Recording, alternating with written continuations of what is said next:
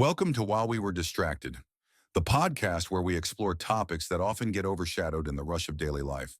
Well, I think we need to throw out the script we planned for today. I think so too. Because if you have opened your portfolio app this morning, you probably wanted to, throw your phone across the room. It is a sea of red out there, a total bloodbath, honestly. Exactly.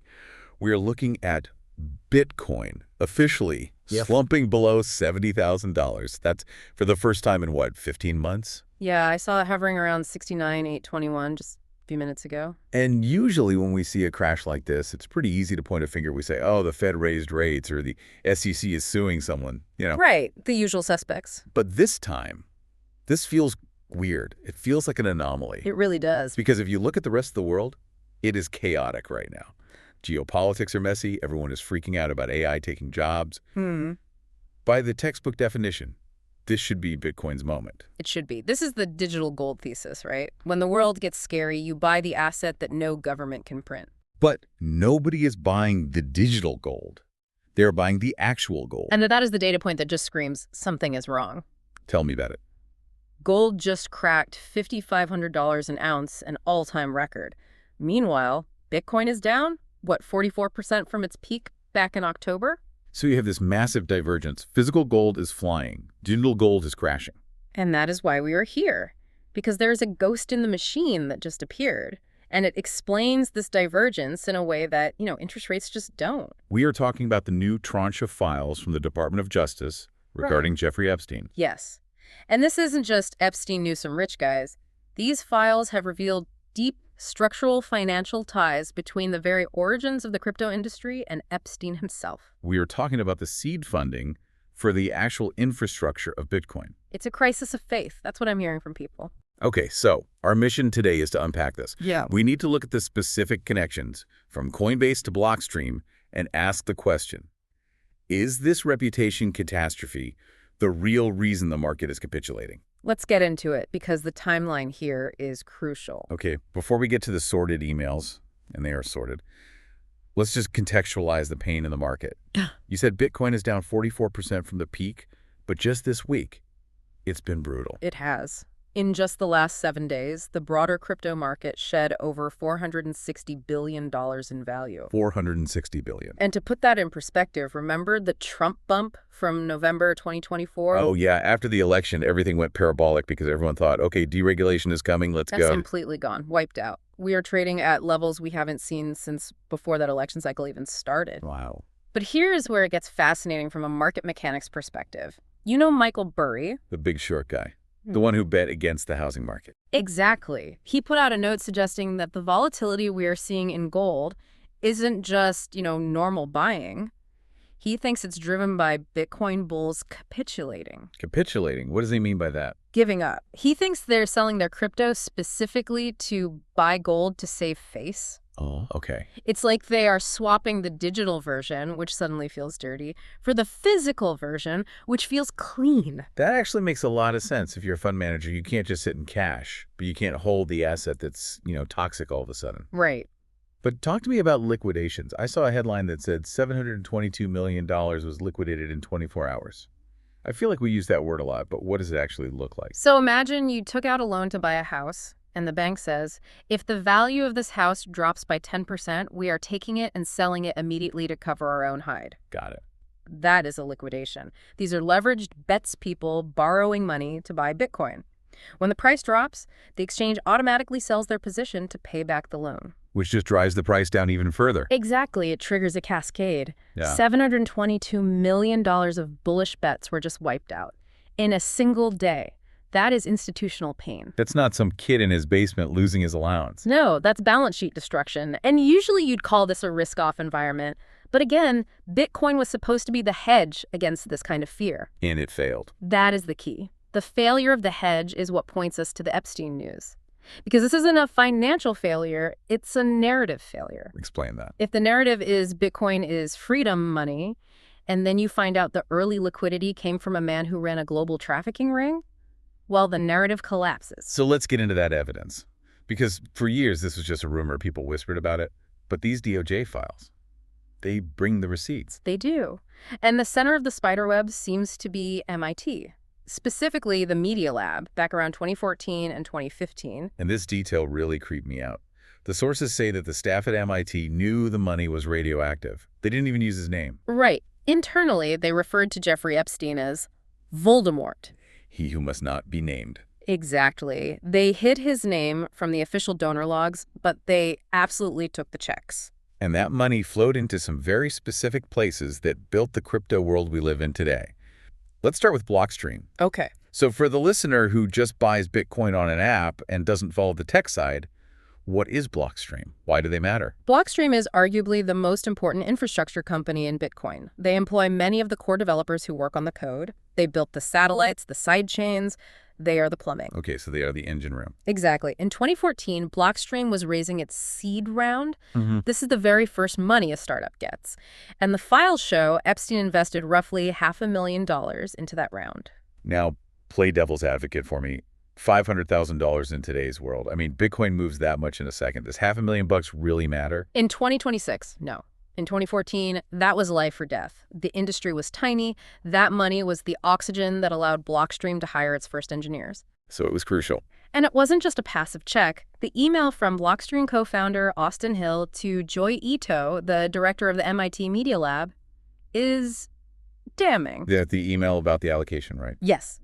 Hill writes, and I'm quoting here, "We are 10x oversubscribed, but Reid, presumably Reid Hoffman, at the last minute told us to bump your allocation from $50K to $500K. Wait. So they had other investors lining up. They were oversubscribed. Yeah. And they pushed them aside to make room, 10 times the room for Epstein's money. That's what it looks like. And Joy Ito replies later saying, FYI, used gift funds to underwrite this, which allowed us to move quickly. Gift funds. The implication is that Epstein's money was used to close the round fast. He wasn't just another investor, he was the closer. Wow. That's Blockstream. But the name that is going to make people choke on their coffee is Coinbase. Because Blockstream is back-end tech. Coinbase is the storefront. It's the one company that has tried so hard to be the good guy, the compliant one, the one your grandma uses. And that is why this hurts them so much.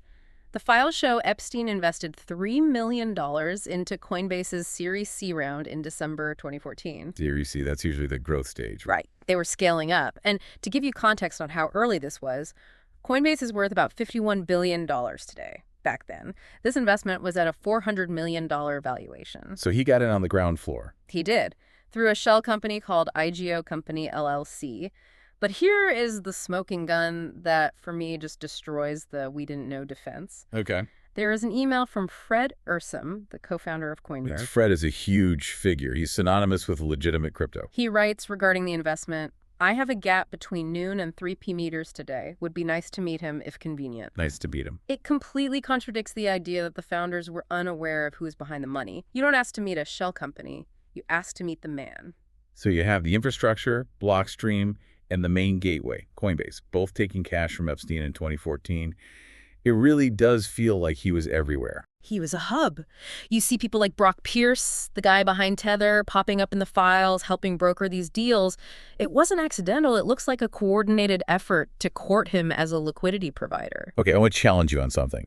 I've been scrolling through social media, and I keep seeing this stat being thrown around. They're saying Epstein paid for 75% of Bitcoin's code. Right. That sounds fake. That sounds like clickbait. Bitcoin is open source. How can one guy own 75% of the code? You're right to be skeptical. That number comes from an analysis by an investor named Patrick Riley, and it needs a lot of nuance. Epstein didn't write the code, and he didn't own the code. Okay, so what does the stat actually mean? It refers to the salaries of the people who did write it. So in 2015, the Bitcoin Foundation, which was paying the core developers, it went bust. They had no money. So the developers, people like Gavin Anderson and Vladimir Vanderlaan, were effectively unemployed. Exactly. And these are the guys maintaining the software that secures billions of dollars.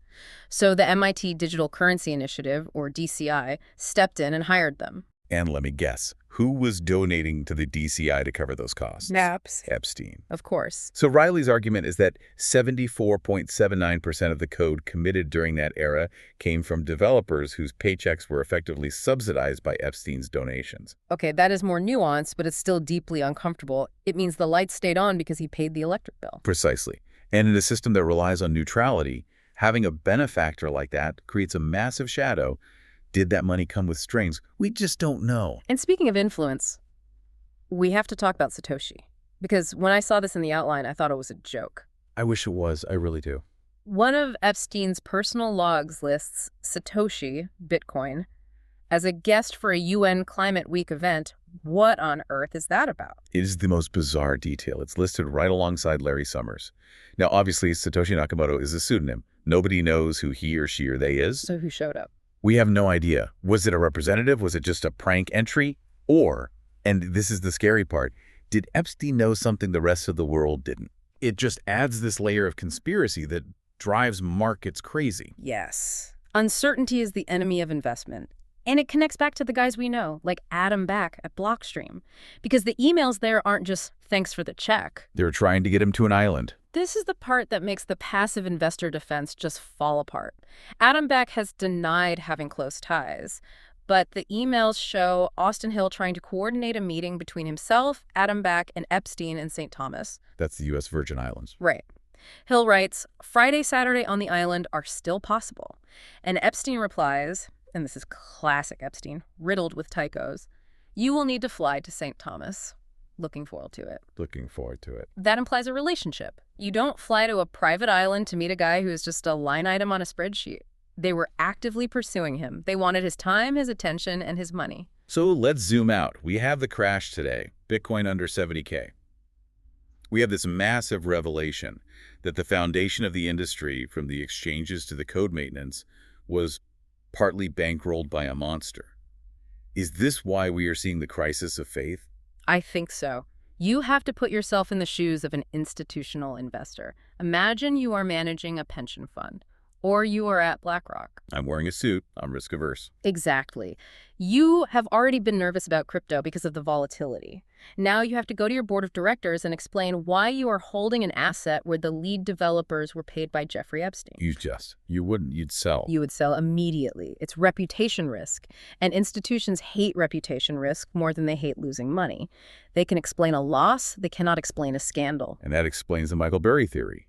They are dumping the dirty gold and buying the clean gold. Exactly. It's a flight to morality, or at least a flight to assets that don't have this kind of baggage. But is this fair? I mean, dollars are used for terrible things every day. Nobody stops using the U.S. dollar because a criminal used it. That is the neutral utility argument, and it's probably the most important philosophical question here. Break that down for us. The argument is that Bitcoin is just a protocol. It's like TCP/IP, the internet protocol. Or it's like electricity. It doesn't care who uses it, and it shouldn't care who built it. The math is the math. Exactly. 2 + 2 = 4, even if a bad person says it. The code is open source. If there was a backdoor, we would have found it by now, right? Ideally, yes. So logically, who paid for the code 10 years ago shouldn't matter to the functionality of the code today. Logically, yes. But markets aren't just logical. They are emotional. And there is a lingering fear. If Bitcoin is truly decentralized, why did a master manipulator like Epstein want it to succeed so badly? That's the question that keeps me up. Did he see it as a tool for evasion? Did he see it as a way to bypass the banking laws that were starting to clamp down on him? And if he was excited about the architecture, does that suggest a vulnerability or an intent in the design that we haven't fully grasped yet? You're asking if the feature is the bug. Exactly. If the censorship resistance of Bitcoin was attractive to him because it allowed him to operate outside the law, do we as a society want to support that architecture? Yeah, it is the question institutions are asking themselves today.